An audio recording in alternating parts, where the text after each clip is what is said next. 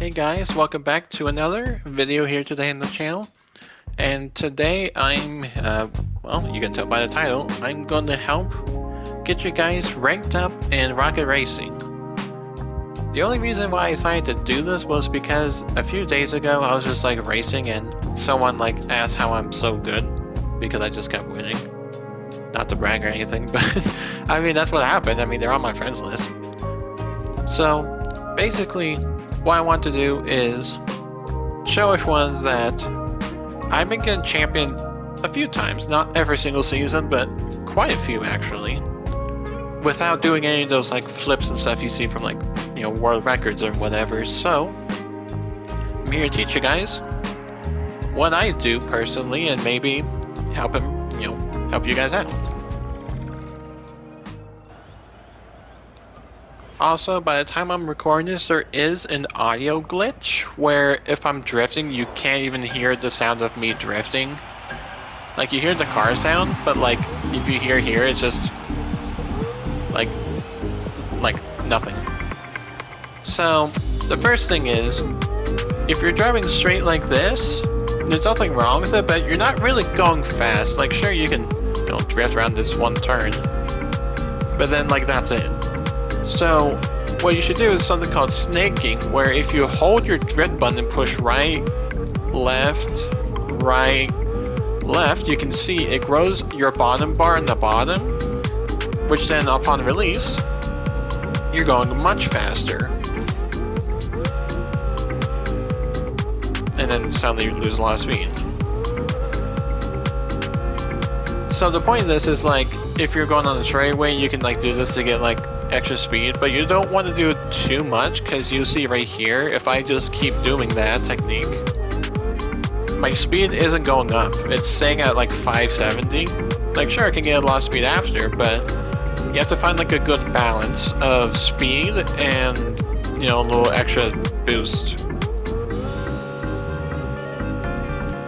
And so when we're gonna come up to the turn here, we'll do a little bit more.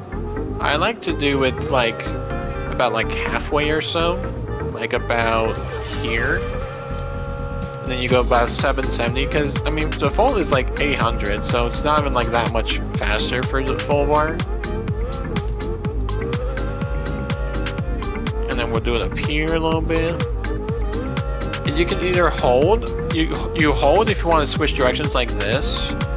But for sharp turns, what I like to do is I like to turn and then tap it while pushing my stick left and right. You see here, I'll tap and press left and right just to get that good angle.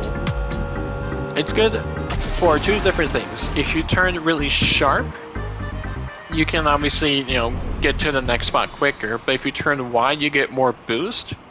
So you have to find a good balance for that as well.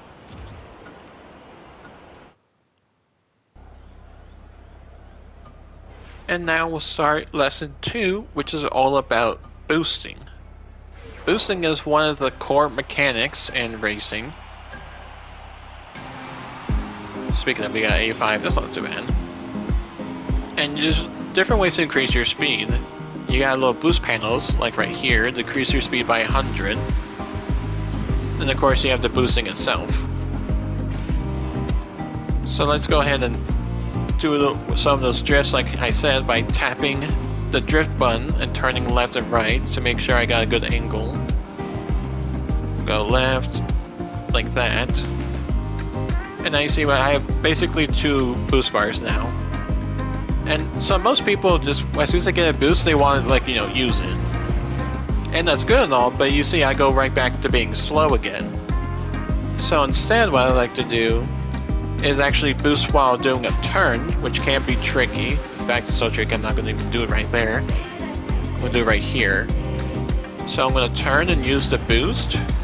And then you see, afterwards, I still have green speed, which means I'm still going fast. And we'll do a little bit of our snaking.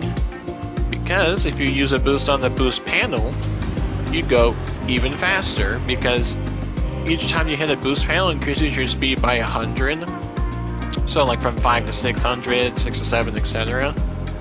So when you're using a boost, you go to 900 to 1000. That'll boost you to 1000 to 1100.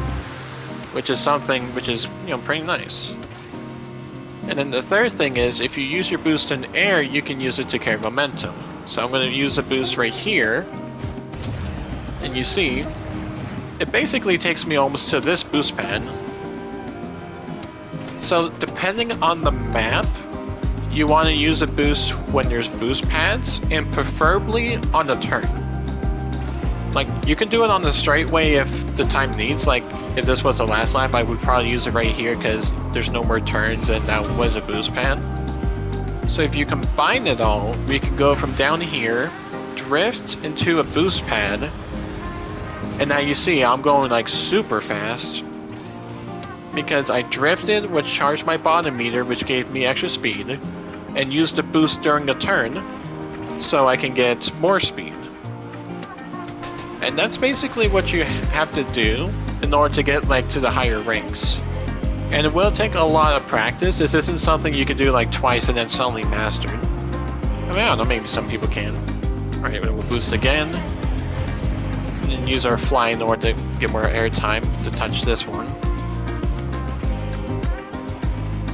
And yeah, just take those advice pieces, and I'll go through every single course, like some of the trigger courses, to show you like when I boost and stuff like that. Then here we'll just boost. And yeah, now for the last step.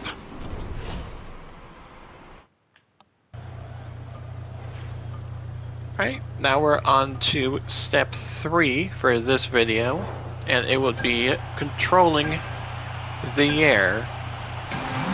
Why does every single boost have to be so slow? Alright, so on some courses you can see sometimes the best path is not even on the regular path, so you may take like a little extra flying to like get to that. And so you see here, you have to learn how to fly. You could just hold it down like that, but that's going to put you way up high. So it's best to often use tapping in order to get like more distance than height. On some occasions you will need to use height.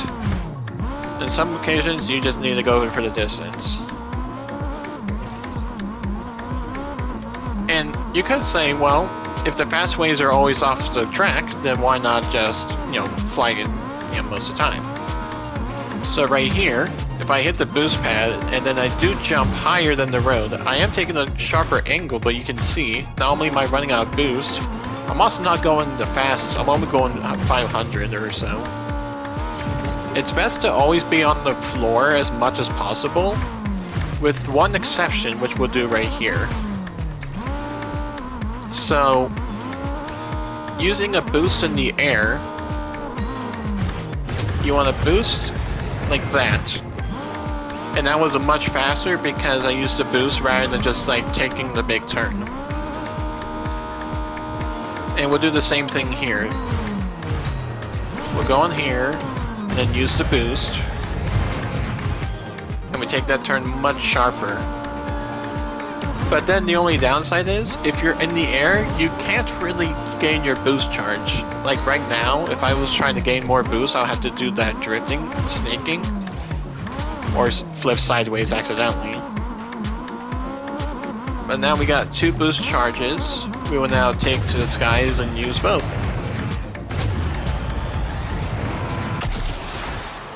And you know, this is just, you know, the basics. Of course, we'll go into more complex stuff as the time needs to be. But for right now, I think that's just what I want to cover. And again, this is my first video I'm editing. So I would greatly appreciate if you guys like and subscribe, because I want to learn how to actually edit more videos down the line. And this is kind of like the beginning training grounds for that kind of stuff. So with all that in mind, I will make more videos on this if you guys request for it, and I'll see you all next time.